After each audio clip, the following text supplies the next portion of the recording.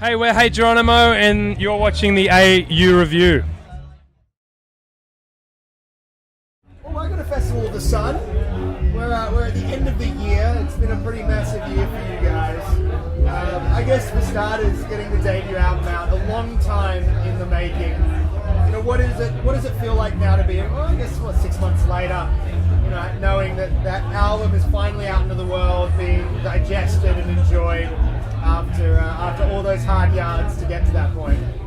Are we going to say the same thing? Immensely relieving. I was going to say it means we can work on the new record. Yeah. Same thing. Yeah, that record was a long time coming.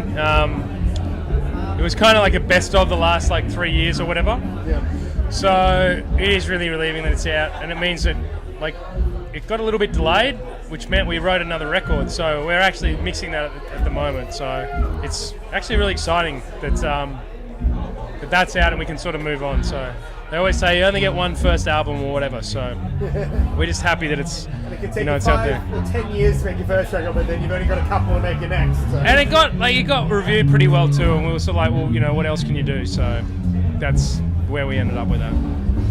So maybe the timing was right in the end. You never know though, do you? It actually was. It actually worked out perfectly in the end. At the time, it felt shit, but now it feels like it was a bit of a blessing, I reckon. We had a lot of good things happen as a result of it being delayed. So, Yeah. So what have been some of the other highlights of the year for you? You did a lot of amazing shows.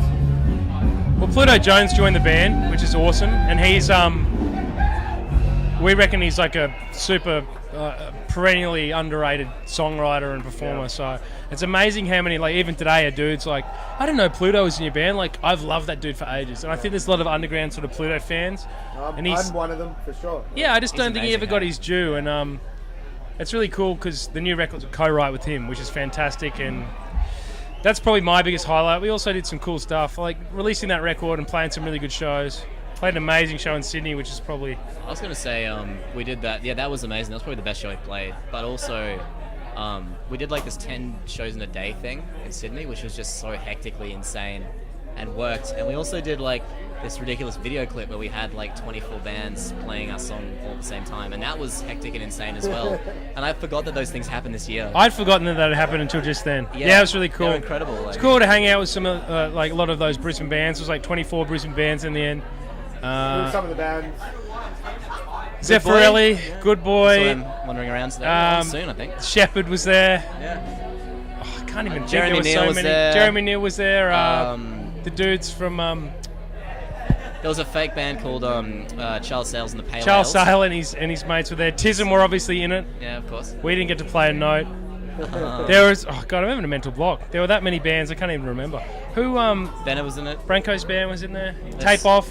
Yeah, some cool bands. And we've been hanging out with them in the year since. Aquila Young, she was in there. Yep. Anyway, so it was cool. We made a couple of new friends on that day, so.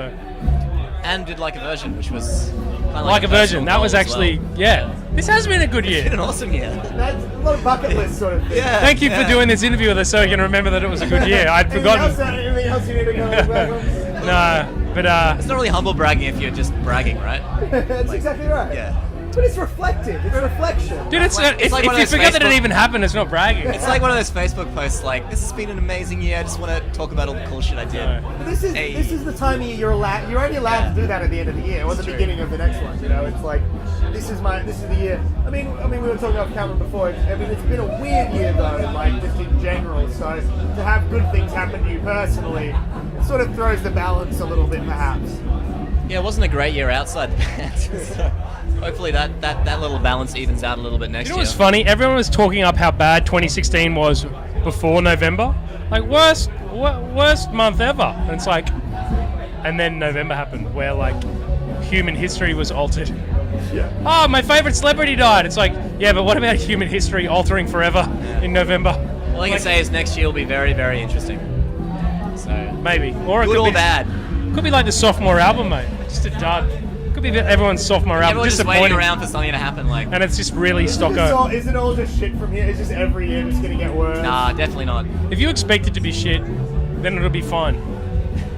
That's such a weird philosophy. But I like maybe now our anticipation is going to be expecting the worst. It's So maybe we'll start being more pleasantly surprised. Yes. by humanity. 2017 hashtag pleasantly surprised. Hashtag the secret to happiness is low expectations. That's I right. guess, That's like- right. What's 2017 holding for you? Concept record.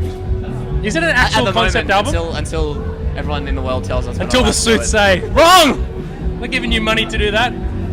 In all seriousness though, we're literally mixing a record at the moment. And it's really exciting. And while our first record was, it was funny. All the people who really liked it thought it was all here, there and everywhere. And all the people who didn't like it said they didn't like it for the very same reason. So this is a bit more focused, but at the same A time, record. Very it's an much, album yeah, record, yeah. exactly right. That's actually It's a what we wanted to beginning, do. a middle and an end. We want to look like the classic, great albums. It's like they all do that, like Exactly right. So, And the other thing about, apart from musically, like there's a theme to it, which is kind of, and it's not a contrived theme either. It's like something that we actually think about every day. The impending, inevitable future that we're all going to live in. And it's not necessarily a horrible future, but it's although coming. it probably will be, but it's not entirely. Not necessarily, but no, probably. There's a few little glimmers of hope in there. So Yeah, that's true. So yeah, dude, new record. That's what we're looking forward to.